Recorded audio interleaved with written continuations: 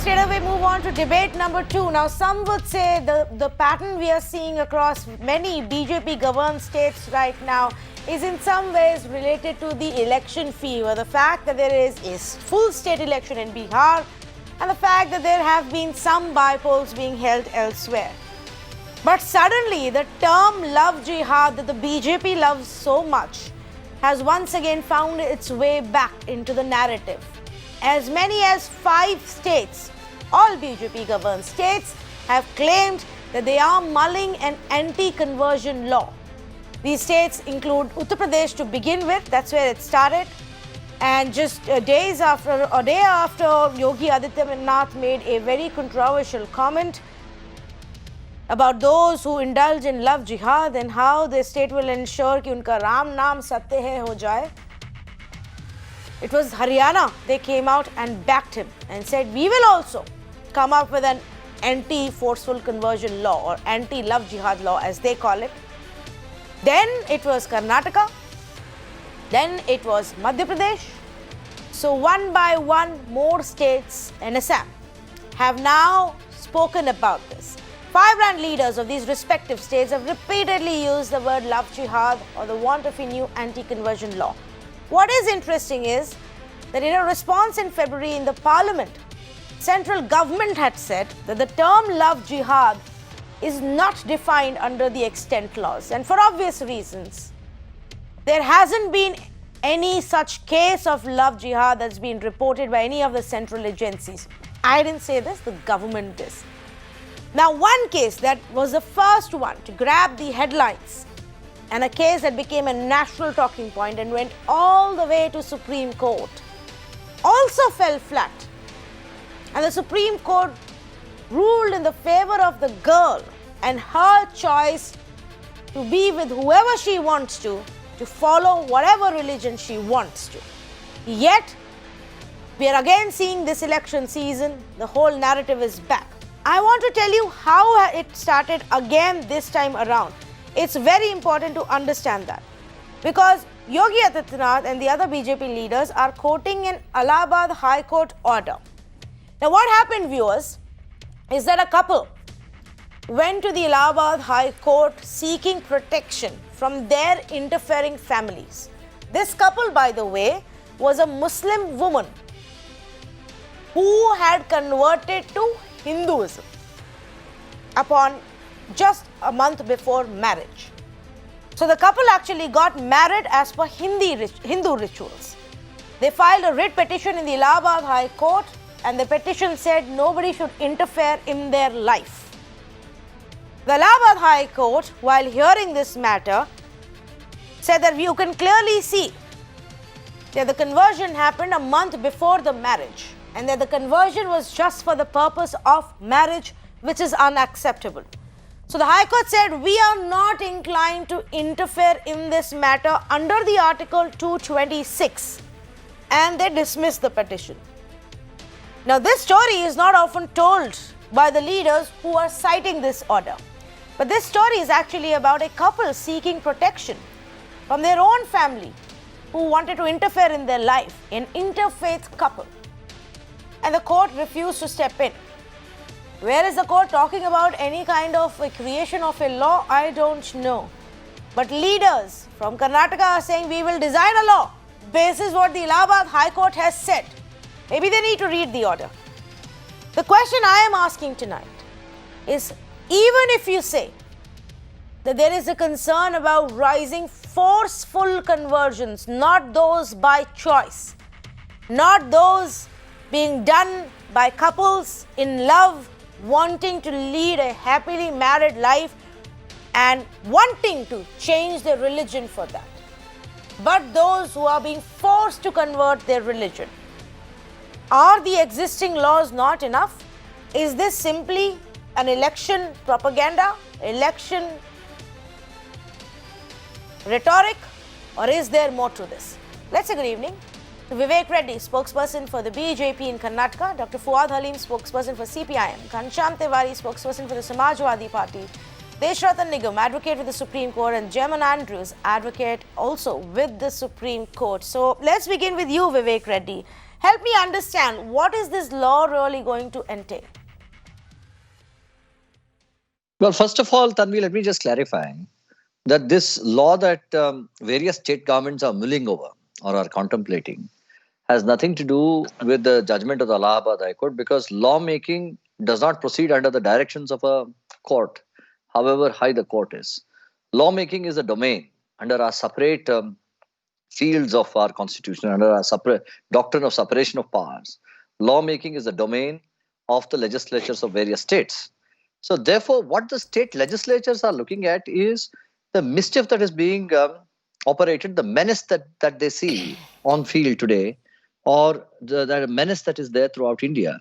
And that is the conversion method that is being adopted through allurement is one thing, through inducement is another thing, and through the inducement of love or trapping women through love is also another thing. I'm here. Let me just add a caveat. Let me just add a caution. We are not looking at pure cases of love between a woman and a man. We are not saying that that is barred. We are not saying that that cannot happen. But there is a strategic. So there is a strategic network. There is a method by which the love jihad is being operated, and this is a reality. This is what is being seen. I mean, you can quote the Supreme Court instance. That is not a case of love jihad. Well, all right, but there are many other cases. So the social menace that is going on today, how do we address this social menace? Are the lawmakers of India just going to sit back and say, all right, you do whatever you want? Many believe that India is a free for all. You can do anything. We can do India. Nobody bothers in India. India society is a very tolerant society, and people there don't care a damn. Well, that is not so. I don't think you're sounding very tolerant, Mr. Reddy. Mr. Reddy, I have 3 questions for you. Bear me out on this one, because this is basis of what you are saying. First part is Vivek Reddy. C.T. Ravi, Karnataka Tourism Minister, has said, on the lines of the Allahabad High Court order, Karnataka will enact a law banning religious conversions for the sake of marriage. So this is a minister in the Karnataka government who has said on the lines of the Allahabad order. I don't know what he's talking about. Maybe you can help me. Secondly, you are calling, whatever, your term love jihad, you're calling these forceful conversions a social menace. Can you give me any statistic of proven cases of love jihad, as you call it? How many cases? And again, what exactly is the problem that you want to punish them for in this entire process that you just laid out? Well, how can, the very concept of jihad? The concept of jihad is that people who are of other religions have to be converted into Islam. Well, that is the concept of jihad. And the whole attempt is that this is historically come down, and many wars have been fought. Many people have died. Very furious battles. Yeah, but we are not in any war right now. Based on this concept, but the idea is today that there is a method by which the love is also used to convert people into Islam, saying that Hindu women are there. These Hindu women are innocent. I mean, you can lure them, you can trap them, and bring them to Muslim into a different religious fold by using love. Now, this is going on in a very organized way throughout India. The media may be very blind to it and say, no, these things are not happening. We are a very tolerant culture. But that is not the reality. No. I am just laughing at the fact that many believe that women don't have the capabilities of taking decisions for themselves after they become adults. And they don't have the ability to decide for themselves what religion they may want to follow, who they want to love, and who they want to get married to. Mr. Vivek Reddy, I find this really amusing that we are using, BJP leaders are using an order which was in a case, by the way, where it was a Muslim woman who converted into Hinduism before getting married, and we are using it to say it's the Hindu women who are innocent and are being lured into this. On October 15th, a Hindu woman self-immolated herself before the UP assembly because of the sort of treatment she was getting from her in-laws. Yeah. Because she was Do lured you know how the many sort of Hindu love. men? Do you know how many Hindu men murder Hindu women?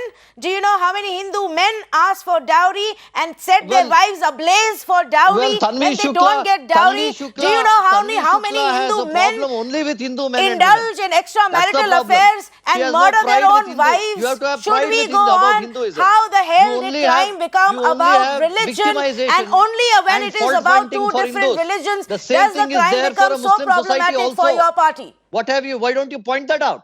How is it so Why are you problematic hiding when it? it's about two religion Do and you know not the when it sort is of about the state same of religion? women in You Muslim don't care about societies the today? Hindu women who get raped, who get murdered, who get betrayed, cheated It is upon, there across all tortured, communities, set ablaze by Hindu men. Why do you want to identify and start your fault finding only with Hindus? It is there across So communities. it's okay when Hindu We are men do all it to trying Hindu to- women, we are all but trying to dare a bring up a Muslim better man do social it to order. a Hindu woman, is it? Not through misinformation.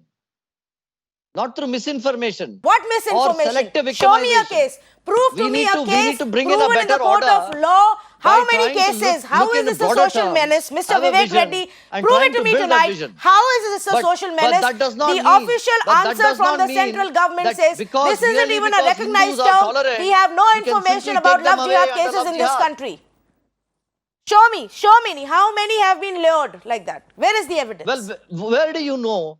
I mean, you sit in the studios every day. Do you know And the where do you reality that is sit? going on there? There have been hundreds and thousands of instances in every state. Hundreds This and has become thousands a of menace. instances. This has become a menace. Name And me this menace one. has to be plugged. Name me one proven It is the- case. it is Let the alone legislators hundreds who and know this. thousands. They better understand the people being their representatives. Okay, I'm just And going to go they across have to other gauged this panelists. problem. Okay, hundreds and thousands of cases are happening, Mr. Fuad Halim, where Hindu women are being lured by Muslim men who pretend to be Hindu, make them fall in love, make them then change their religion, become Muslims and marry them simply because they want a higher number of Muslims in this country. This is why this jihad is being done. Where is the evidence, Mr. Fuad Halim? Well, Tanvi, at the very onset, let me clarify that first, this issue itself is a pathetic issue. The second is the timing of the issue. You see, the timing is vital because the central government has failed to contain COVID-19 spread in India. It's performed miserably in terms of the economy. Rural unemployment has just increased by 1%. Prices of vegetable are soaring. And you need a very, what you call, interesting, what you call distraction. Especially given the global situation that Trump is also on the retreat. So given that situation, I think so Yogi Adityanath is trying to what you call create a distraction which is pathetic. It's pathetic on two counts because, you've got a patriarchal understanding that in a love marriage, the girl and the boy, they have different what you call positions in taking decisions. The boy's decision is valid and the girl's decision is something that should be overlooked because she's immature. So it's an absolutely patriarchal approach. Secondly, it includes a particular community. So hence it's communal because when you're using the term love jihad, you're already identifying that one person is belonging to one particular community. I don't want to be patriarchal and say that it's only the boys of the Muslim community who are culpable. I'll be broad enough to say girls who marry Hindu men, they are also culpable in the idea of love jihad that the BJP holds. Because if you want to hold a balance, you need to be broad in your own outlook also. So on the count of the patriarchal attitude of the BJP and also the communal attitude of the BJP, the Indian Special Marriage Act then should not exist. The BJP should go ahead and remove the Indian Special Marriage Act because that's the act that actually allows what you call people from different communities to come together, and our constitution and the framers of a constitution envisaged in India in which there would be inter-community, inter-religious, inter-caste marriages. Okay. So this is the first step that the BJP is coming forward with. After this, they are going to go ahead and say, according to laws of Manuwad, lower caste should not be allowed to get married to higher caste. One after the other, this is the things that the BJP, before the what you call uniform civil code. No, I am still actually, Mr. Fuad Halim, trying to understand if the problem is the conversion, and only in one specific way, or that it's a woman who's choosing to convert, or that the fact you're converting to Islam, or the fact that you're choosing to marry by your choice. I'm still trying to understand what exactly is the action that will be deemed illegal. If it is forceful conversion, Mr. Deshratan Nigam, if it is forceful conversion or misleading anybody and forcing them to convert their religion, aren't there existing laws that stop that and can be used? Yes, there are existing laws by the states, not the national law, and that is proving to be inadequate. And what is happening is, if you recall, in a lot of marriages where I'm not talking about religion, it is cutting across all the religions, where the consent is based on fraud, forgery, or concealment, and the physical relationships are established, and rape charges are also brought about. And there is an organized method to this crime, and organized crime is covered under a different kind of a law. So, what I believe is the effort is to bring all the laws at one consolidated place and to have one consolidated law. And this is not, see, let me tell you, it's not the BJP which is using it. Nikita's murder at Ballabgarh, or Shalini Faisal at Kanpur, or Saqib's case, which has just come out, where he beheaded a girl and buried in his land in Meerut. And all those things are not started by BJP. This is compelling BJP to bring about the law.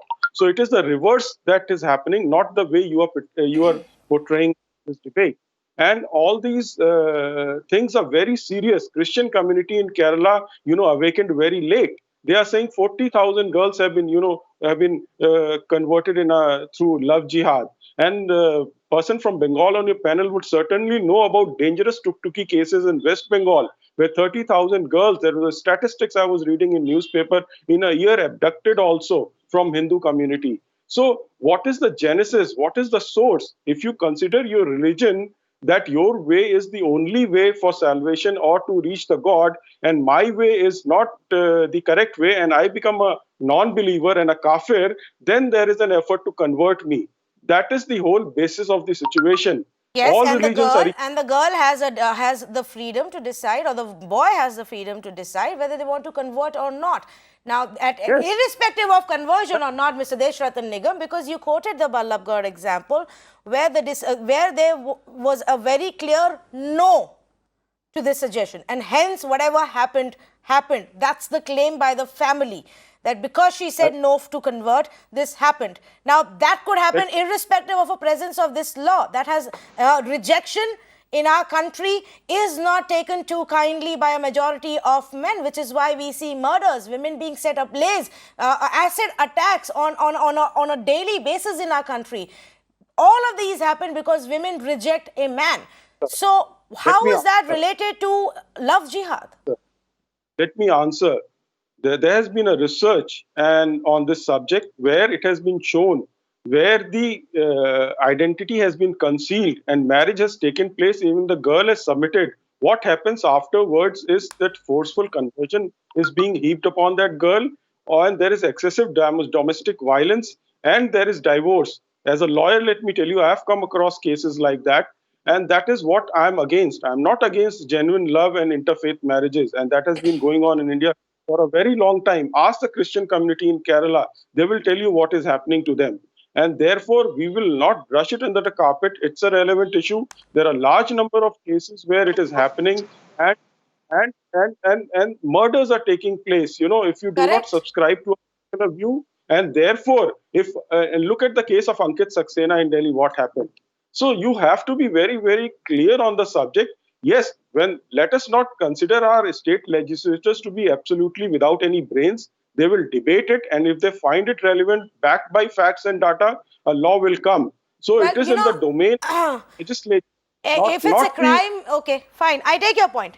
Here is how I see. If it's a crime, it's a crime. It's a brutal crime. The punishment needs to be appropriately matched to that. If it's a brutal murder, if it's a brutal rape, if it is somebody who's been set ablaze, repeatedly tortured for years, the punishment has to be according to that. It doesn't depend. Our law shouldn't be seeing it from the point of view of whether it was about people from two different faiths, irrespective of who those faiths are. But that's my own view. Let me bring in JAIMON Andrews, advocate with the Supreme Court. Mr. Andrews, are the existing laws not enough for forceful conversions, or is this simply another way to get people talking about love jihad around election time? See, at least two of the speakers before who were speaking before me, they were treating this issue purely on political basis. I have to tell you, innocent Hindu girl, that was the word used by BJP spokesperson. I said innocent Hindu girls are in Hindu community, Christian community, and Muslim community, or whatever community innocent girls are there. So you cannot say that Hindu girls are innocent and Muslim boys are very chalu and the Christian boys are otherwise. No. Why you are counting them on caste? Count them on character of each and every person. The murder is taking place. Domestic violence is taking place in every community. And another example by my friend who is a lawyer of Supreme Court, he was just telling about, think of the Christian community in Kerala. I will tell you the statistics. I can say that even you think of number wise also and even proportionate wise also, more Hindu male married Christian girls. I can prove it by statistics. But I never thought of somebody will write such a question. I belong to a Christian. I belong to my parents parents are Christians, and I belongs to Kerala. I know the fact. Even 50% of the Kerala population is Hindus, and less than 25% is Christians. The rest is Muslims. So we can say 50, 25, 25. Take it example. And the conversion rate, so marriage of the intercaste marriages, if you are taking it will go to Hindus. I don't blame for that. If two people are in love, two persons are in love, let them love, let them live. If the marital, domestic violence, 498, harassment, dowry harassment, these are more happening in conventional type of marriages. Do you know that? This is happening there. So you point out that if there is any conversion, any killing, any harassment based upon caste or religion, then that should be stopped. For that, our IPC, our existing penal laws are sufficient. Why you want so now there are some states already enacted the anti-conversion laws. What is the difference that made? So see, basic 25 of the Constitution, Article 25 of the Constitution has given us a very right for to profess and propagate religion. Supreme Court has interpreted in many cases. You can see Stanley 7 versus State of MP. Justice A.N. Ray has clearly mentioned about all these things.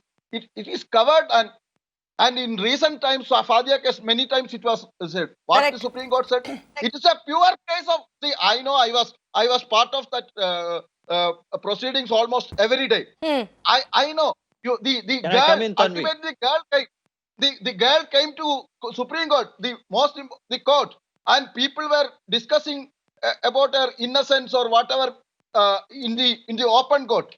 And later one lawyer pointed out that she is a doctor by profession. You ask her what is happening. She spoke to the court. She boldly spoke to the court. The court realized the truth. Yes. He was in love. He is in love. He is in utter pure love. Later, if she is used as a human being, that's a crime. Yeah. That's a crime. You have to prevent that crime. Instead of preventing, now what is the governments are doing? What is the governments who is favoring the conversion laws, anti-conversion laws? What they are doing? They are bringing all these issues. When somebody was pointed out here, when you have to divert from the main issues, you are bringing all these issues. Okay, you raised a very important point, Mr. Jaimon Andrews, is what the Supreme Court said. In one thing that broke my heart about that case, Mr. Andrews, and you will agree, is that nobody wanted to know how their side of the story, and everybody took their own sides, actually, made their own opinions. Kerala Women's Commission lawyer, Kerala Women Commission lawyer, who sought impleadment in the matter, he pointed out there. Right. But he it took pointed the out, Supreme you Court ask him, to he tell said the whole externally, country. well, Okay. she is understanding what is happening in the court. Yes, but She is not imagine an this. innocent It took a girl And- to go all the way to the Supreme Court simply for the world to accept that she, by her own choice as an and adult, has chosen to marry any somebody, and any- if beyond that person, her partner, breaks the law, indulges in criminal activities, you then act. But you can't blame her, and you can't call it love jihad because of her choice. I will come back to you, Mr. Andrews, on that aspect. one more And point. I know Vivek Reddy wants to make a point.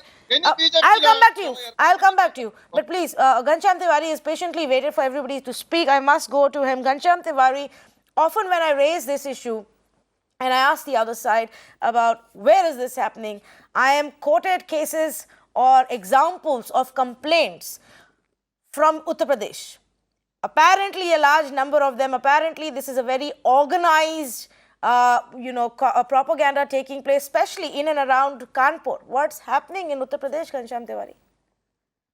Well, in 2006 case, Lata Singh versus State of UP, the Supreme Court said that this is a free and democratic country, and once a person becomes a major, he or she can marry whoever he or she likes. If the parents of the boy or girl do not approve of an intercaste or interreligious marriage, the maximum they can do is cut off social relations with the son or daughter, and more. It stated the governments, the police, to ensure that proper due protection is given for interfaith marriages and intercaste marriages. This is the stated position of the Supreme Court. In this debate itself, you see how BJP sees women and religion as their instrument of propaganda and politics rather than really transforming anything. You will not come across a BJP leader who talks about how India is the country where highest number of girls under 20 get married and become mothers, losing their right to educate themselves and a number of other things. You will not see a BJP leader speaking about dowry deaths. You will not see BJP leaders speaking about the rise, even in COVID times, or on domestic violence that is happening, because that is not important to them. That does not create politics. This very debate, BJP and spokespersons around BJP speak about Kerala, they speak about Bengal. Those are the two cases that spoke about. Then why are chief ministers of Madhya Pradesh, Haryana and Uttar Pradesh talking about? Has any of these governments done a single debate in their assembly on this? Has any of these governments presented to their assembly saying that these are public representatives any data on this matter? Can VIVEK Reddy, who must be 40-year-old, can he quote 3 names from his social circle of women who were or girls who were subjected to love jihad? He will not be able to say. He will only be able to quote cases that appear in the newspaper. The same with Deshnath Nigam. He has wide social experience. Can he quote 3 cases from his relatives, his family, people who face this? No. They can only quote cases that can be instrumental to their politics, because there is no data. Their governments do not present data, and the chief minister who only act without data are the ones who are going on podium. Will Yogi Adityanath or Manohar Lal Khattar or Shivraj Singh Chauhan make the law for Kerala? Or will they make the law for Delhi? Delhi example was given. Or will they make the law for Bengal? Why are BJP spokespersons whose chief ministers are speaking about their state, neither the chief minister nor their legislators willing to debate in their own legislative assemblies, come to TV debates defending the points of their chief ministers, not quoting their own states? This openly, nakedly demonstrates their propaganda. I openly challenge. Tell me one statement of any BJP leader against early motherhood in India, which is a major issue with respect to women development. On literacy in India, a major issue. On domestic violence, rise of domestic violence in India in COVID times. Just one leader across your party line. Can I just come in on party? Yes. Okay, Vivek Reddy must respond to Ghanshyam Tiwari. Yes, I have a small response to Ghanshyam as well as Mr. Andrew. I think first of all, let me take Ghanshyam because he was so furious about what is happening. Well, the point is this. Mr. Ghanshyam must know that Mr. Ghanshyam comes from a political party whose legacy has been to use Muslim votes as its vote bank. You know, they are the prime accused number 1 in India, if ever there is any party which resorts to this. So therefore, they will hesitate, or they will be very nervous about trying to talk real facts. They will try to cover it up. This is one legacy we have seen of the SP party. But the point is this, where Ghanshyam is missing the reality, let me point out.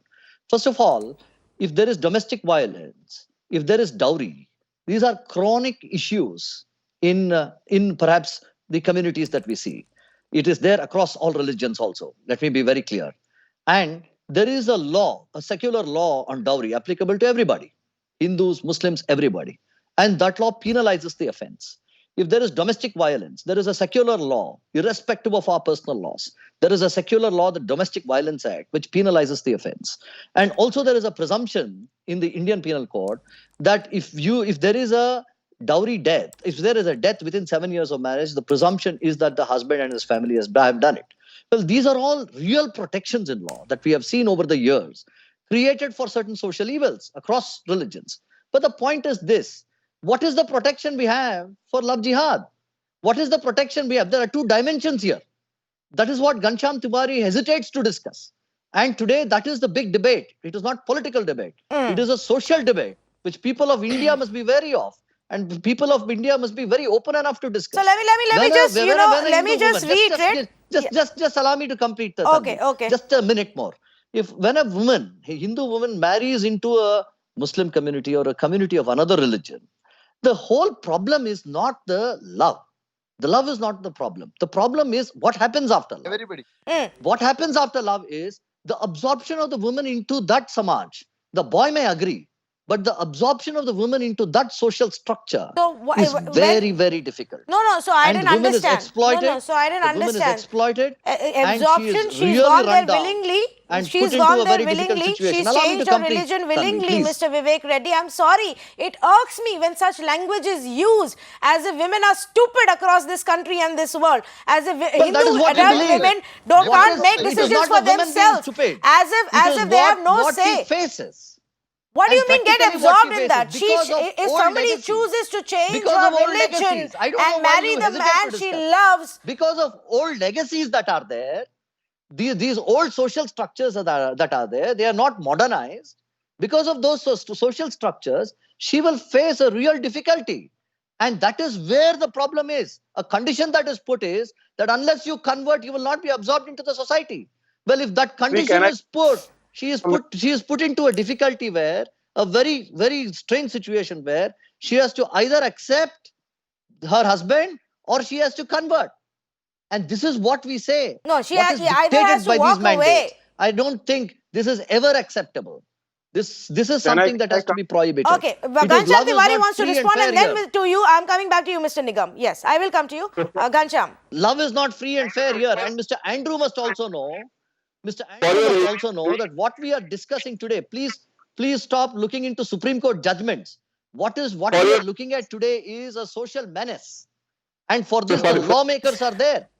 Who is there to stop this allurement? Okay. So let's not look at the Supreme Court judgments, even though we are talking about legalities and a law. Let's also not look at what the centre had to say on 4th of February to a question whether the government is aware of observation of Kerala High Court that there is no case of love jihad. If so, the details thereof, whether any of the central agencies have reported any case of love jihad. And the centre said the term love jihad is not defined under the extant laws. No such case of love jihad has been reported by any central agency. However, 2 cases from Kerala involving interfaith marriages have been investigated by the NIA, which then had to close that case. GHANSHYAM TIWARI wants to respond, and then to the other 2 legal experts. Yes, GHANSHYAM. Very quick one for fairness to your viewers. So far, Vivek Reddy, representing BJP, has not mentioned a single case in a BJP ruled state. Not a case from his personal account. He has social experience. What happened in UP? October 15th. Self-immolation of a woman. I did not interrupt. Kindly see I did not interrupt when you are speaking. I did not interrupt when you speaking.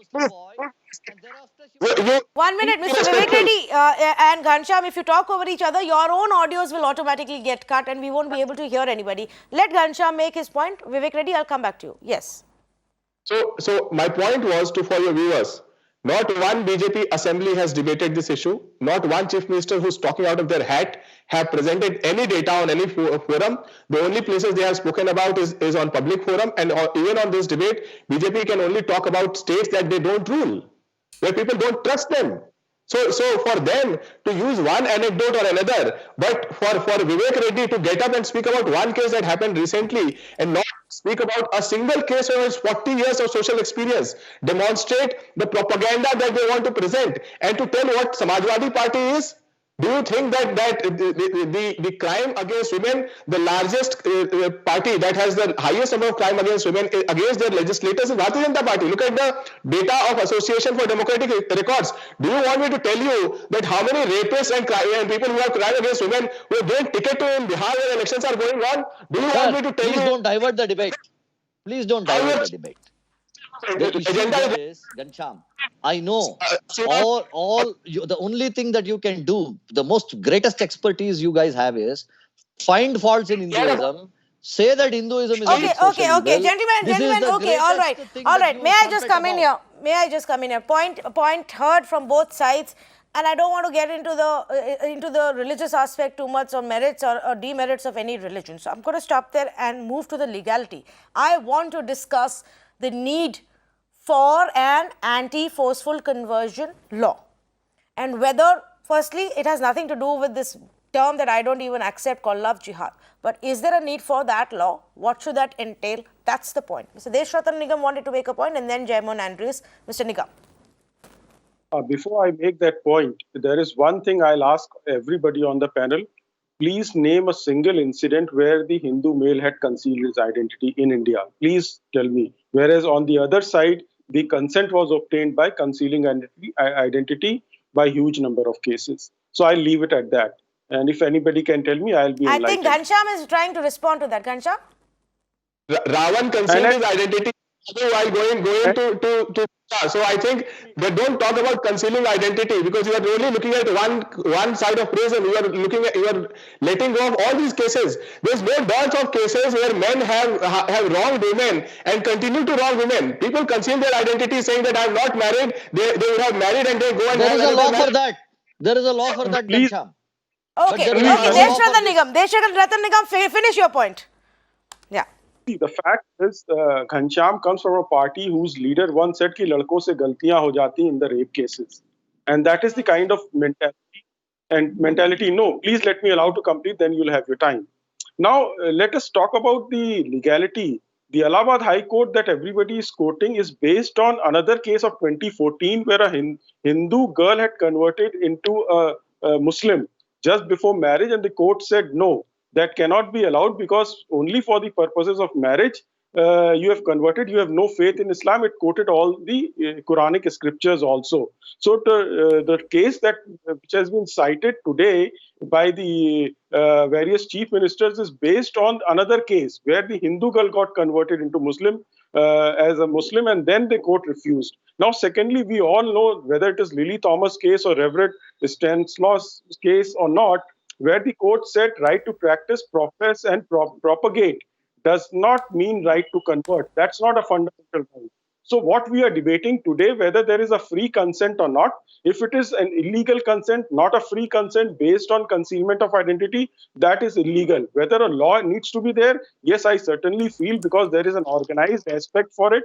There is an organized crime. I gave you examples from Kanpur alone. I am from Kanpur. About 12 to 13 cases were recently discovered. And therefore, it is a serious issue. And if a national law comes, that would be an excellent thing, because it will give various teeth to the law also, and also states would also probably get. So, Mr. Nigam, I just want for our viewers to understand, because you raised the issue of the city that you come from and I come from, and where there have been over a dozen complaints and cases filed. What happens in those cases? If the girl is lied about by the man about his religion, at what point is it revealed, and at what point does the conversion happen, and at what point does the marriage happen? See, it will depend on the facts of each case. If the consent has been taken on the basis of concealed identity, then everything goes. Consent for what? Is not consent for, say, marriage based on concealed identity. So then that is absolutely wrong. But the conversion will obviously happen once she knows the identity. No, the fact, let me tell you, where the Supreme Court said, again I'm saying, when they say that Allahabad High Court, let me come to Allahabad High Court, where they say when you just before marriage, you convert without even knowing Islam, without even believing in Prophet Muhammad, only for the purposes of marriage, then it is void. It's not a valid marriage. Fair enough. Has been not been challenged anywhere. Fair enough.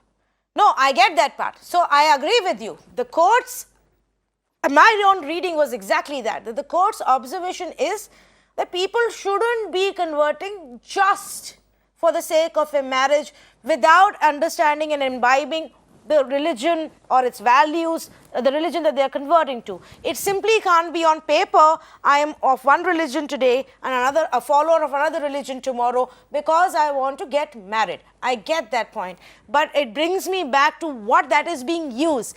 This observation, what is it being used to portray today by many leaders and many state governments?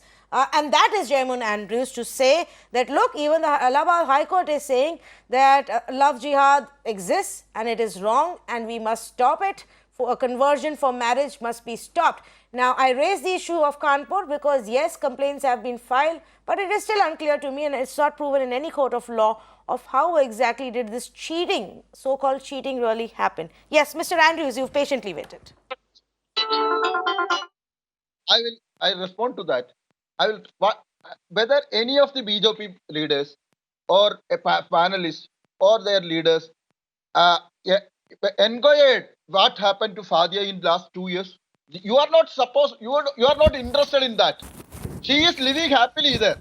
You took a case of Love Jihad all through, and when the Supreme Court said ultimately nothing is there, then you dropped her. She is living happily there. And second, in the light of Fadia case, you have started an investigation on NIA. Any cases registered? Any cases charge sheeted? So where is the question of all these? So next point I will tell you. These professing religion, practicing religion, propagating religion, marriage are all personal choices. You are not supposed to say. It is purely personal. I know personally several institutes who converted to Hinduism. I was even witnessed ceremonies to convert to Hinduism for getting married. Arya Samaj was my client. Through Arya Samaj only they got married. They converted and got married. I have perused the minutes of Calicut Arya Samaj from 1940 onwards. There clearly mentioned so and so came. Converted into Hinduism, then they got married. I fully endorse that. I am not against converting to Hinduism. That is according to me, that is there. And if any force, if any undue influence, if any fraud, if any concealment, as my friend said, I don't know how can my friend, represent 90 crores of Hindus and said that there is no Hindus conceal their name. I don't know how any person. I am not in the no, of course it happens, but it's not a concern then. It's only a concern when it's people from two different religions. I'm sorry, I'm completely out of time. I am going to thank our panelists, and I think we're going to have a lot more conversations on this. I also wanted to discuss about whether or not there is enough of provision under personal laws to protect from forceful conversion, but we'll talk about that another day. Let me make this very clear to you, viewers. Any adult person in this country has the freedom to choose who they want to marry and should have the freedom to choose which religion they believe in, want to follow, what faith they want to have.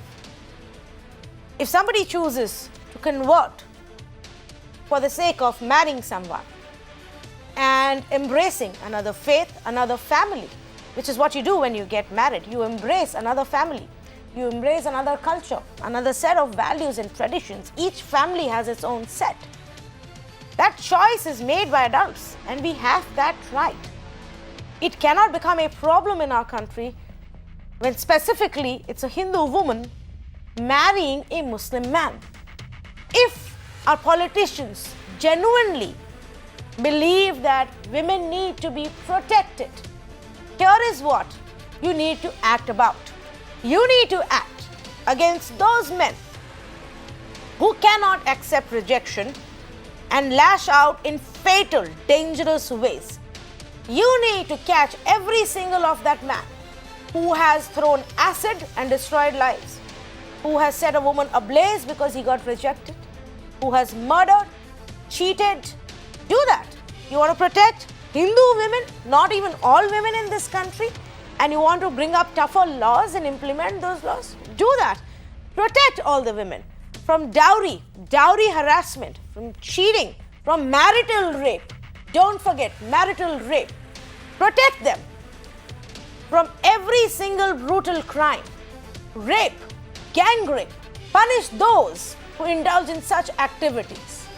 But don't reduce it to religion at all. The law has to be same for everyone in this country. The punishment for a crime has to be same for everyone in this country. If someone's been cheated, lied to, if somebody is attempted to hide their own identity, punish them for that. Don't use and coin phrases like love jihad that only demonizes one community. Thank you so much for joining us on this conversation.